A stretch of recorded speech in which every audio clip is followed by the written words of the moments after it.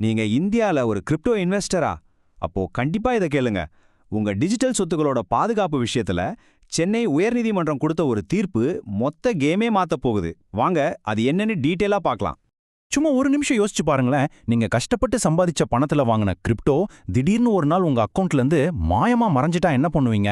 ஐயோ, நினைச்சு பார்க்கவே பயங்கரமா இருக்குல்ல. இதுதான் இன்னைக்கு நிறைய கிரிப்டோ இன்வெஸ்டர்ஸோட மிகப்பெரிய பயமே. ஆமா, இந்த பயத்துக்கு காரணமும் இருக்கு. சும்மா இல்ல. பாத்தீங்கன்னா, எக்ஸ்சேஞ்ச் திவாலாகிறது, நம்ம அக்கவுண்ட் ஹேக் ஆகிறது, விதவிதமா புதுசு புதுசா மோசடி நடக்கிறதுன்னு இதெல்லாம் நிஜமாவே நடந்துகிட்டு தான் இருக்கு. இத்தனை நாளா இப்படி ஏதாவது ஒண்ணு நடந்தா நம்மள காப்பாத்த பெரிய சட்ட பாதுகாப்பு எதுவும் இல்லாம இருந்துச்சு. ஆனா இப்போ கதை மாறப்போகுது. இந்த மொத்த மாற்றத்துக்கும் காரணம் ஒரே ஒரு கேஸ் தாங்க.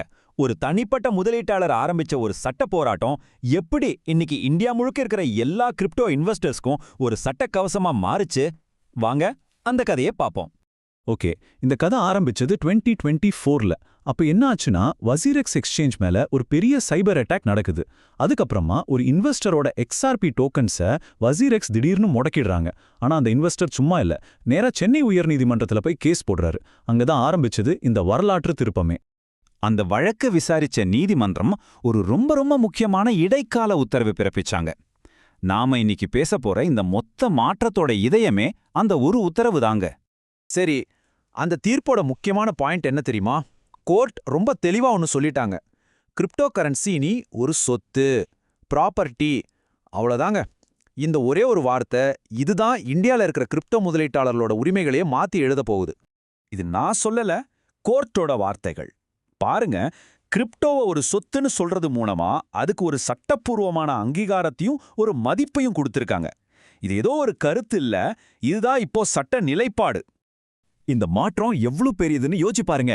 நேத்து வரைக்கும் நீங்க உங்க எக்ஸ்சேஞ்ச் பிளாட்ஃபார்ம்ல வெறும் ஒரு பயனர், ஒரு யூசர், அவ்வளவுதான். ஆனா இந்த தீர்ப்புக்கு அப்புறம் நீங்க உங்க சொத்தோட உண்மையான உரிமையாளர், ரியல் ஓனர். இது உங்களுக்கு சட்ட பாதுகாப்பையும் கொடுக்குது, உங்க சொத்து மேல முழு கட்டுப்பாட்டையும் கொடுக்குது. சரி, இதெல்லாம் கேட்க நல்லா இருக்கு. ஆனா இந்த தீர்ப்பால நமக்கு, அதாவது உங்களுக்கு என்ன லாபம்?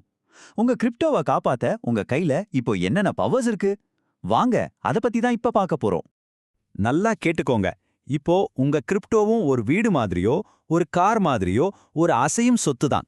சட்டப்படி அதுக்கு என்ன பாதுகாப்பு கிடைக்குமோ அதே பாதுகாப்பு இனி உங்க கிரிப்டோவுக்கும் கிடைக்கும்.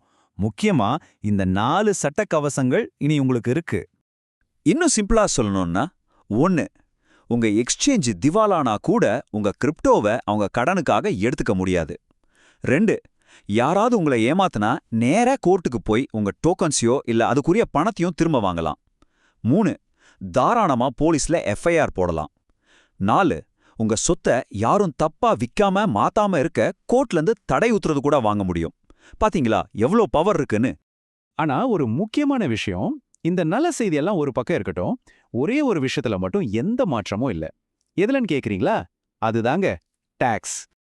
ஆமாங்க, நீங்க கிரிப்டோ மூலமா சம்பாதிக்கிற லாபத்துக்கு 30% இன்கம் டாக்ஸ் கட்டியே ஆகணும். இந்த ரூல்ல எந்த மாற்றமும் கிடையாது. Clear and simple.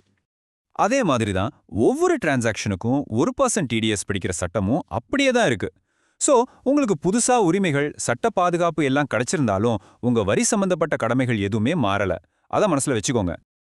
அப்போ இதிலிருந்து நாம எடுத்துக்க வேண்டிய டேக்அவே என்ன? ரொம்ப சிம்பிள்.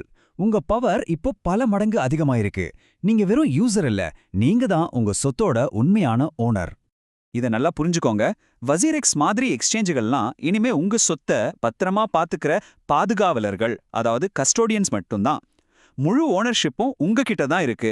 உங்க அனுமதி இல்லாம அதை அவங்க முடக்கவோ வேற எதுக்காவது பயன்படுத்தவோ முடியாது. பாருங்க, இந்த இடைக்கால உத்தரவு ஒரு பெரிய முதல் படிதான், சந்தேகமே இல்ல. ஆனா இது இந்தியாவோட கிரிப்டோ சட்டங்கள்ல ஒரு புத்தம் புதிய அத்தியாயத்தோட தொடக்கமா இருக்குமா? இன்வெஸ்டர்ஸ்க்கு இன்னும் அதிகமான உரிமைகள் கிடைக்குமா? என்ன நடக்க போகுது? இத பத்தி நீங்க என்ன நினைக்கிறீங்க? யோசிச்சு பாருங்க.